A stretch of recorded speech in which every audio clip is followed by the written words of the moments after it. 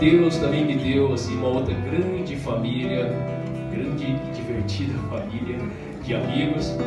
E ali temos um grande comandante. E nesse time também só tem craque. Craque de todos os tipos, né? Craque da bola, craque da cerveja no terceiro tempo e até da pescaria.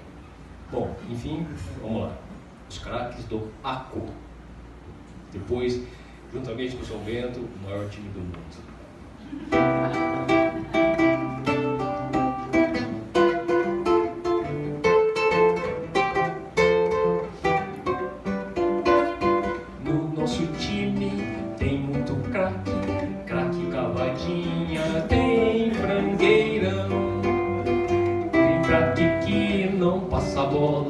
E assim vai fazendo escola.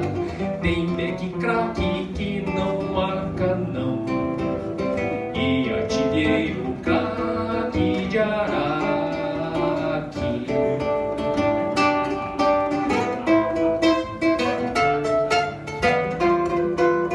No melhor jogo, terceiro tempo, craques batem lá assim um bolão.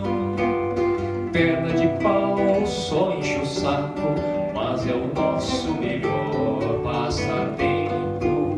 Ao craque maior, nossa união.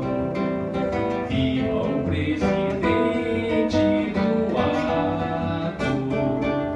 Olê, olê, olê, olê. Tige, tige, olê, olê, olê, olê. Tige, tige. Mais uma vez, olê, olê, olê, olê. Tige, tige, olê, olê, olê, olê. Tige, tige. É nosso prazer jogar futebol. Outros preferem a vara e o anzol.